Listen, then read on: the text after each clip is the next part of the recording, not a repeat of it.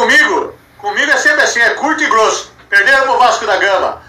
Fazendo passar vergonha, todo mundo tá passando vergonha. Agora estão enchendo os sacos, palmeirenses, corintianos, flamenguista. Uma merda. Agora, os diretores, presidente e algumas coisas, falando pra mim se eu tenho como resolver o São Paulo, eu vou aí, eu resolvo. Se não tomaram o gol do Cano, eu vou aí com o Cano, que tá aqui, ó. Eu vou aí, eu resolvo. Com o Cano eu resolvo a situação do São Paulo. Chega, começa pelo presidente, pau. E vai na diretoria, pau. Vai na comissão técnica, desce o pau. Vai aonde? Vai no jogador, tira a molecada. Vai naquele jogador Nutella, pau. Tá bom, olha. Com o Cano resolve o problema. Sem causar nenhum tumor, sem causar nenhum problema psicológico. Trabalho sem vergonha. Fica me ameaçando. Vem aqui, não precisa me falar bobagem, cara. Tá aqui, eu vou resolver com você com o Cano. Torcedor tá revoltado aí com a derrota pro Vasco da Gama. Será que o Cano vai arrebentar hoje de novo no Ceará? Depois da vinheta nós vamos falar um pouco sobre esse jogo aí, importantíssimo, que vale a liderança do Campeonato Brasileiro. Vasco e Ceará. Alô, Vasco da Gama! Viva o Vasco da Gama! Um clube de renome internacional. Brasil, Portugal! Vamos lá, rapaziada! Fala galera, vascaína, Thiago Fontes de Brasília, isso aí, o Vascaíno do Cerrado, trazendo mais um vídeo pro canal. Se você conhece, conte sempre com o seu joinha e o seu like pro canal continuar sendo aí, os vídeos continuar sendo indicados na plataforma do YouTube, que é muito importante. Se você está chegando a primeira vez, te convido a assistir os vídeos. Se gostar, eu falo aqui de política, bastidores, futebol. Se você gostar, é de graça. Clica aqui, ó, tem vermelhinho para se inscrever e você vai estar se inscrevendo no canal e ajudando um vascaíno a chegar até alcance, tá? Então a notícia de hoje, o Vasco joga hoje com o Ceará, primeiro jogo que o Vasco tem que encarar fora de casa, depois que o Ramon assumiu aí o comando técnico do time do Cruz Maltino. Então a gente tem um desafio muito importante, vale sim a liderança do Campeonato Brasileiro. O Vasco pode ser líder com um jogo a menos, basta ganhar do Ceará com mais de 2 gols de diferença e a gente vai ser líder do campeonato. Pasmem, a mídia vai ficar maluca. Vamos ser líder do Campeonato Brasileiro com 3 rodadas, com um jogo a menos, exatamente. A gente aí vai manter o 100% de aproveitamento, aliás, 100% de aproveitamento que vem do Ramon, já dos jogos treinos, que vem do Campeonato Carioca, que prosseguiu no Campeonato Brasileiro. O Ramon vem fazendo um ótimo trabalho, embora muitos da imprensa façam questão de criticar ou de dar o Vasco como rebaixado, sem pelo menos ver o trabalho que tem sido feito no Vasco da Gama. Temos tudo para ganhar do Ceará hoje. O Ceará vem de uma sequência muito pesada. Eu trouxe aqui os números para você entender o que está acontecendo no Ceará.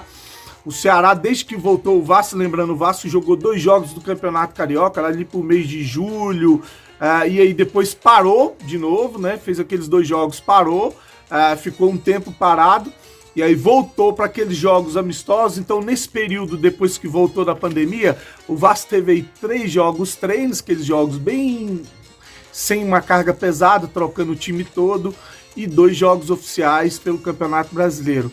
Nesse período em que o Vasco fez 2 jogos oficiais, o Ceará fez 11, isso mesmo, 11 jogos oficiais, um jogo atrás de outro, de 3 em 3 dias o Ceará tem feito jogos, e olha para você ver a sequência do Ceará. Ele voltou no dia 13/7, jogou com o Barbalho o Campeonato Cearense. 3 dias depois, no dia 15, ele pegou o Fortaleza num clássico aí cearense. Depois, 3 dias depois, ele pegou a Ferroviária no dia 19. Aí veio a Copa Nordeste. Do dia 19 para o dia 22, ou seja, 3 dias depois, ele pegou o CRB. 3 dias depois, ele pegou o Vitória, tudo jogo oficial. Aí, 3 dias depois, no dia 28, ele pegou o Fortaleza novamente, agora pela Copa Nordeste. Aí, 3 dias depois, ele pega o Bahia pela final da Copa do Nordeste. 3 dias depois, no dia 4, ele pega o Bahia pelo segundo jogo da final da Copa Nordeste, onde ele se sagrou campeão. E aí foi um dia de farra e bebedeira. E aí voltaram as atividades 4 dias depois de ser campeão, ou 3 dias depois da farra, e pegaram o Sport no dia 8 do Campeonato Brasileiro. Ali já caiu o rendimento do Ceará, porque o Ceará era mais time que o Sport, perdeu pro Sport no dia 8/8. 3 dias depois, pegou o Grêmio de Porto Alegre, aliás, 4 dias depois, pegou o Grêmio no dia 12/8, e 3 dias depois pegou aí o Atlético Mineiro jogando no sol de 11 horas da manhã, e até agora não ganhou no Campeonato Brasileiro. O time do Ceará tá sentindo a sequência, enquanto o Vasco fez 3 jogos, o Ceará fez 11 jogos importantes, pegados, está na final da Copa do Ceará, vai jogar logo, vai pegar o Vasco agora, depois pega um clássico contra o Bahia, depois tem a final do Campeonato Cearense. Então, uma sequência muito pesada. O treinador do Ceará fala em reforço para poder o time aguentar a temporada. Falou também numa coletiva depois do jogo contra o Atlético Mineiro, eu vou deixar um trecho da coletiva aqui, que ele tá girando o time, não tem time titular no Ceará, ele tem que colocar às vezes uma peça ou outra, tem 2 jogadores importantes no Ceará, que é o Fernando Sobral, que vem numa fase boa, um meio de campo muito bom, e o garoto Kleber, que é o atacante alto, um cara de chegada, chuta bem, cabeceador, então tem que prestar atenção, ficar ligado nesses 2 jogadores. O Ceará então vem numa sequência pesada que tem preocupado o técnico do Ceará, Guto Ferreira. Vou deixar um trecho da entrevista dele, entrevista coletiva, onde ele explica o que está acontecendo lá no time do Ceará, que é o nosso adversário de hoje à noite. Nem sempre o tempo de recuperação ele consegue fazer com que você recupere a 100%. Né? Você vê que nós jogamos na quarta-feira, nós tivemos viagem, estamos jogando domingo, 11 horas da manhã. Antes disso, a gente tinha jogado no sábado, né? E para a semana, aí nós vamos ter um dia a mais, que é a quinta-feira, vamos ter um pouquinho, e depois no domingo nós vamos ter um dia a menos. E a gente vinha com um acúmulo de 5 jogos seguidos, e mais as questões da comemoração do título da Copa do Nordeste.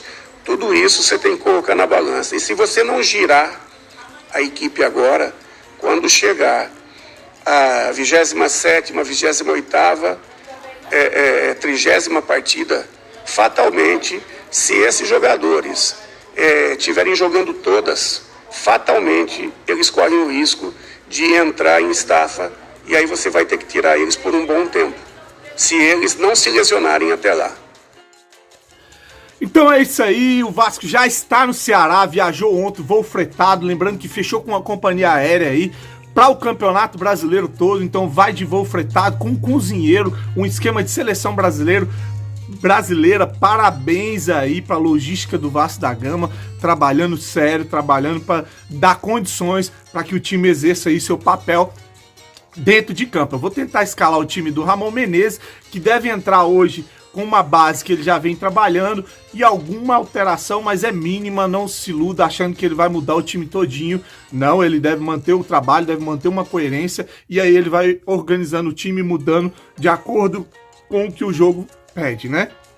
Então ele entra com o Fernando Miguel no gol, o lateral esquerdo é o Henrique, na zaga, a dupla de zaga, Leandro Castan e Ricardo Graça, o garoto Tenório como lateral direito, entra com o titular absoluto Andrei na volância, aí onde ele deve entrar com uma primeira mudança, o Bruno Gomes deve entrar para dar uma segurança no setor, até para liberar um pouco mais o Andrei, então ele entra com o Andrei e Bruno Gomes, Felipe Bastos e o Benítez caindo, fazendo o lado do PEC, o lado direito, com o Thales Magno do lado esquerdo e o Cano, o nosso matador, no ataque.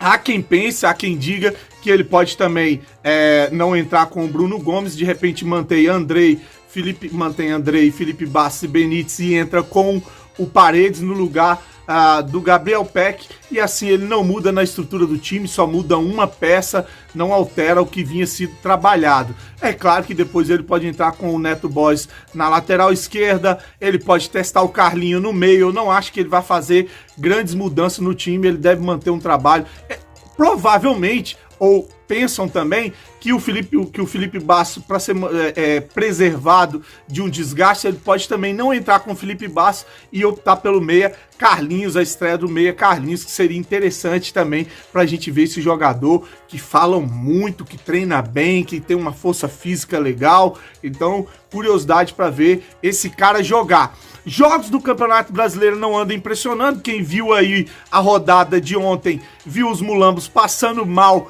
para buscar um empate de um pênalti maroto no final do jogo contra o Grêmio. O Grêmio teve chance de matar o jogo.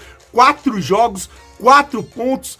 Essa daí é a realidade do time lá que vivia outro patamar. Agora eles estão vivendo um patamar que, se não cuidar, se brincar, vão ali brigar com os times que estão lá embaixo para não cair. Porque esse Campeonato Brasileiro tá assim, o equilíbrio tá uma coisa absurda, tá nivelado para baixo.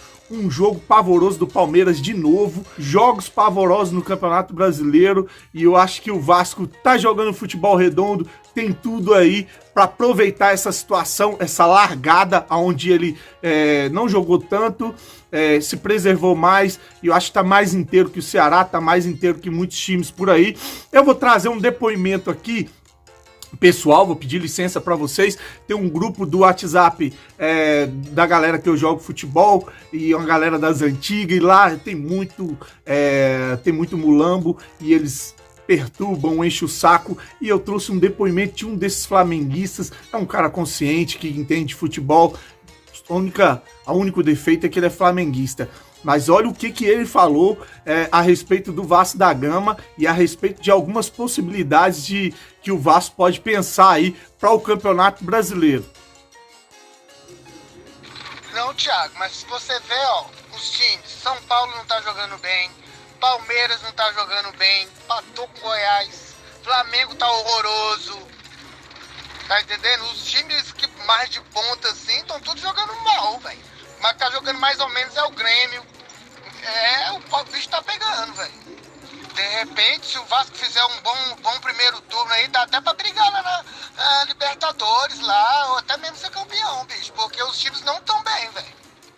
Então é isso aí, cara. Quando você vê um torcedor do time rival e um grupo de WhatsApp onde tem todas as torcidas falar que, se o Vasco continuar jogando futebolzinho redondo, tá jogando legal, e fizer um bom primeiro turno, tem tudo pra brigar por coisas maiores no segundo turno, por que você não vai acreditar? Eu, como torcedor do Vasco, acredito no trabalho, acredito na força desses jovens da base, acredito no Ramon. Vamos sofrer em algumas partidas, vamos, mas temos tudo para fazer um campeonato legal, tá? Lembrando que um campeonato brasileiro que está nivelado para baixo. Tem aquele ditado que diz assim: terra de cego, quem tem um olho é rei. O Vasco, nesse caso, tem um olho, tem um time ajeitado, ajustado, o Ramon fazendo um trabalho bem bacana. Tá bom? Vamos esperar uma vitória, vamos ganhar para botar aí 3 vitórias seguidas no Campeonato Brasileiro e deixar essa mídia mais uma vez de boca aberta, e quem sabe, sendo líder, eles parem de falar dos outros clubes apenas e falem e dediquem um minuto a mais nos seus programas esportivos para falar de Vasco.